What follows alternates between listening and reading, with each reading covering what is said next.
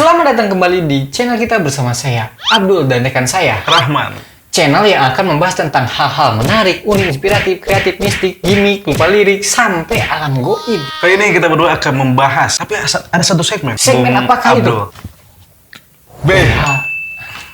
Kayaknya kita akan membahas berita yang terupdate saja. Ini itu channel adalah solusi bagi para rebahaners yang tidak ada waktu untuk membaca berita. Ya, untuk kalian yang belum mensubscribe channel kita, Tolong subscribe dulu bantu. dan bunyikan lonceng notifikasinya. Ditunggu.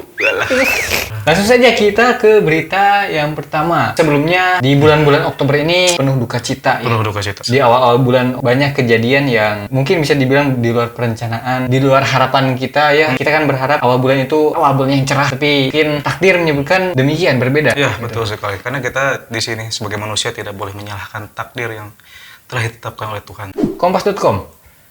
Kerusuhan supporter di Kanjuruhan Malang, 127 orang meninggal dunia. Polisi menembakkan gas air mata yang membuat penonton terinjak-injak dan sesak napas. Ya, turut berduka cita. Turut berduka cita Kita untuk mengucapkan inna lillahi wa inna ilaihi rajiun. Mudah-mudahan arwah para korban yang meninggal terima di sisi dan Amin. ditempatkan seindah mungkin. Amin. Dan untuk keluarganya mudah-mudahan diberikan kesabaran dan ketabahan yang luar biasa. Amin ya Allah. Ya, kita akan membahas berita yang pertama dari Kompas.com. Kerusuhan supporter ini ya. Kerusuhan supporter. Tapi ini masih jangan. Ada yang beropini supporter Malang yang langsung turun. Ada salah satu orang biang kerok ya istilahnya. Yang turun langsung ke lapangan. Karena satu orang ini yang jadi biang kerok untuk nyerang manajemen. Dari supporter disebabkan oleh satu orang tersebut. Iya, sehingga menimbulkan chaos. Dan ada yang pula yang menyebutkan kenapa bisa Terjadi seperti ini. Karena ya pertama ada kericuhan dan kemudian gas air mata yang membuat Suasana menjadi kacau balau. Itu ada beberapa opini, tapi kita sedang menunggu penjelasan dari Yang berwenang. yang berwenang, betul sekali. Tapi kita baca dulu berita dari Kompas.com. Sebanyak 127 orang tewas dalam kerusuhan supporter yang pecah seusai pertandingan derby Jawa Timur. Arema FC versus Persibaya Surabaya di Stadion Kanjuruhan, Kabupaten Malang, Jawa Timur. Sabtu 1 Oktober 2022 malam. Dalam kejadian tersebut telah meninggal 127 orang, 2 diantaranya anggota Polri, ungkap Kapolda Jawa Timur Irjen Pol Niko Afinta dalam konferensi pers di Malang.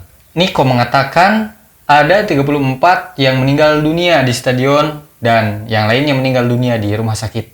Selain itu, polisi mencatat ada sekitar 180 orang yang tengah dirawat di sejumlah rumah sakit.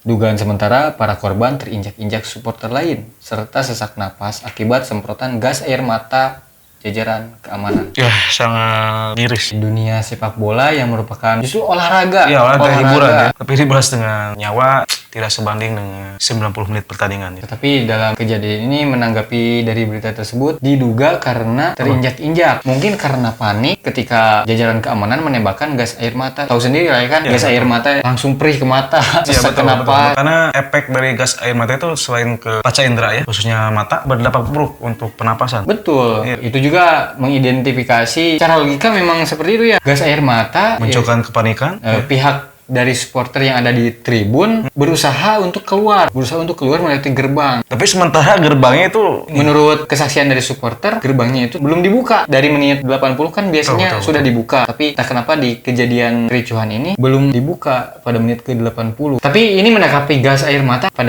dilarang dalam peraturan FIFA untuk digunakan gas air mata di pengamanan pertandingan. saya mendengar dari panitia stadion Kanjuruhan. Ternyata ini stadion tidak layak untuk pertandingan high risk. Kenapa? Ya, karena belum standar. Karena ini masih fasilitas dan pintu saja itu masih mengandalkan zaman dahulu. Belum terupdate katanya. Belum terupdate. Tapi ini udah standar PSSI loh. Dan berhak untuk mengadakan pertandingan sebesar Liga 1. Tahu sendiri kan Arema FC tim yang besar. Ya, kan? sangat Mungkin besar. Ini adalah hikmah mungkin ya. Hikmah untuk para supporter kita supaya lebih dewasa. Karena jangan adalah lagi rivalitas di luar lapangan. Semoga ini menjadi awal perdamaian bagi Ya, seluruh betul. supporter Indonesia ya. Karena rival itu hanya di 90 menit di dalam lapangan ya. Di dalam lapangan. Kita lihat respon dari para netizen. Stop liga hingga waktu yang terbatas, kosongkan stadion selama supporter masih minim akhlak dan adab. Itu mungkin merupakan pandangan dari para netizen ya. Ada yang tahu kronologis dan asal muasal kerusuhannya? Ya enggak? Baru bangun tidur baca ginian langsung merinding. Dari Mick Naik Mai Bawa tolong update dulu ya, belum komen. Ya, kita di sini jangan berargumen dulu. Kita menunggu klarifikasi dari pihak yang berwenang. Kita ke selanjutnya ya. Di kompas.com masih di tragedi Kanjuruhan. Ternyata updatean terbaru ada 129 orang meninggal dunia. Tragedi terjadi di Stadion Kanjuruhan Malang. Setelah peluit panjang mengakhiri laga Arema FC versus Persebaya Surabaya, Arema FC selaku tim tuan rumah mengakhiri laga bertajuk Derby Jawa Timur tersebut dengan kekalahan. Mereka takluk 2-3 dari Persebaya Surabaya. Setelah wasit meniup peluit panjang, para pemain tak punya banyak waktu untuk saling bersalaman sebagai bentuk penghormatan. Namun, tak lama setelah itu, salah satu supporter menaiki pagar, masuk ke lapangan, kemudian disusul supporter lain, sehingga kericuan terjadi di Stadion Kanjuruhan. Sejumlah kerusakan pun terjadi. Beberapa kelengkapan stadion yang disebut mengalami kerusakan adalah videotron, pagar stadion, dan beberapa kursi. Situasi dalam Stadion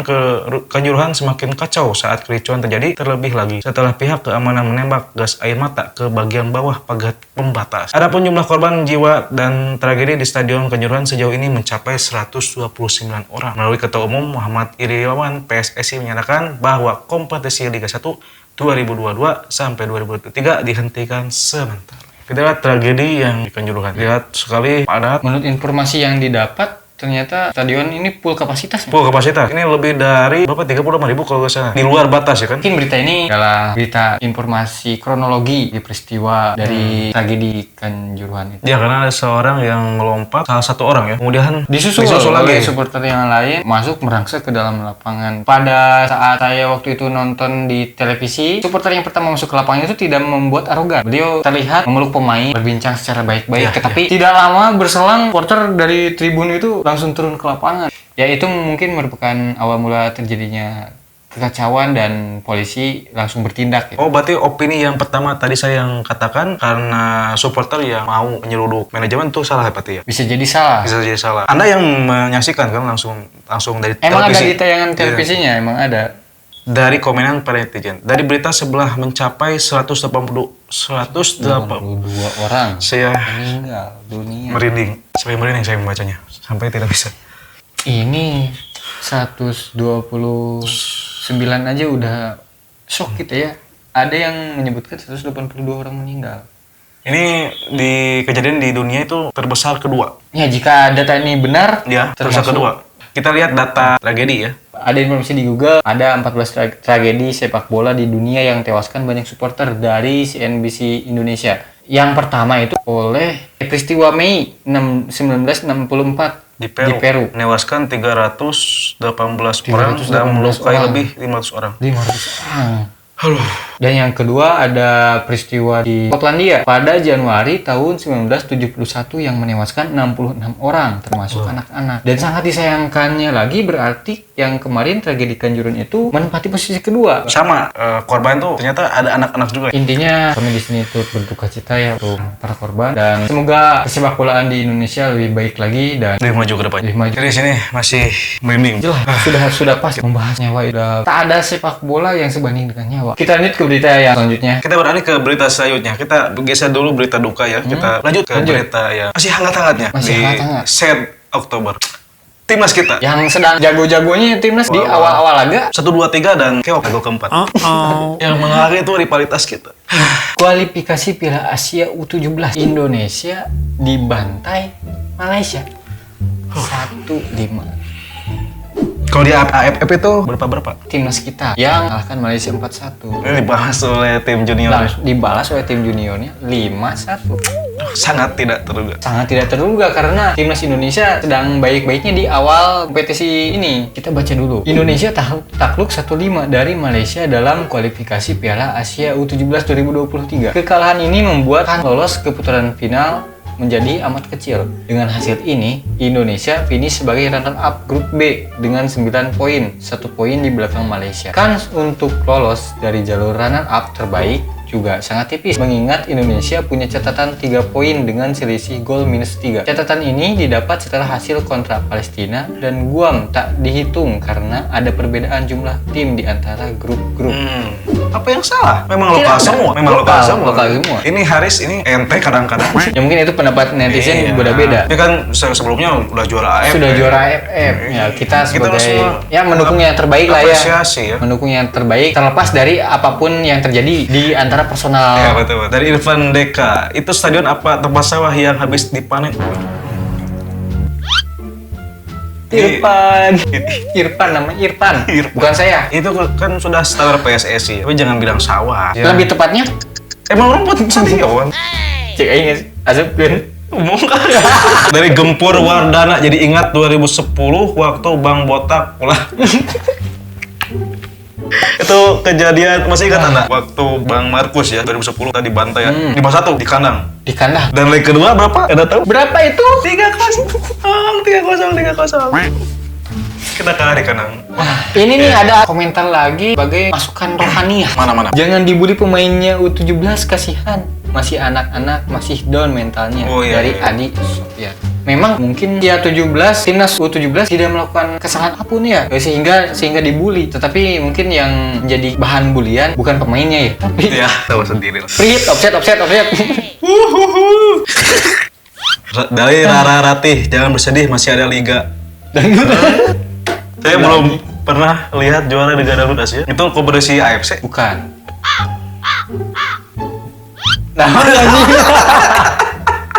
Ya, dari Sen Oktober. Sen Oktober. Kita sudah mengumpulkan dari berita-berita. Pertama dari tragedi Kanjuruhan menyebabkan kematian. Kemudian kita merangkum sepak bola. Nah, Dan ya, timnas kita mengalami kekalahan. Tidak terduga dari ekspektasi kita terlalu tinggi. terlalu tinggi mengharapkan timnas juara bahkan. Ya, tapi takdir mengatakan lain. Bola karena bola itu benar ya. Dan mudah-mudahan top cukup sampai di sini Sen Oktober ini, dan mudah-mudahan kedepannya kita bisa bangkit dan menjadi lebih baik lagi. Amin, amin. Ya, rentetan berita yang sudah kami bahas mungkin bisa sampai di sini. Sampai di sini. Dan jangan lupa untuk kalian yang menonton untuk memberikan like, Komen dan jangan lupa subscribe untuk support kami. mensupport kami. Pesan yang dapat kali ini, jangan menyalahi takdir Tuhan karena sudah ditetapkan olehnya. Awal yang buruk bukan berarti akhir yang buruk, tetapi awal yang buruk mudah-mudahan bisa dijadikan pelajaran untuk menumbuhkan kesadaran. Ya, kami berdua pamit undur diri. Pamit undur diri. Wassalam.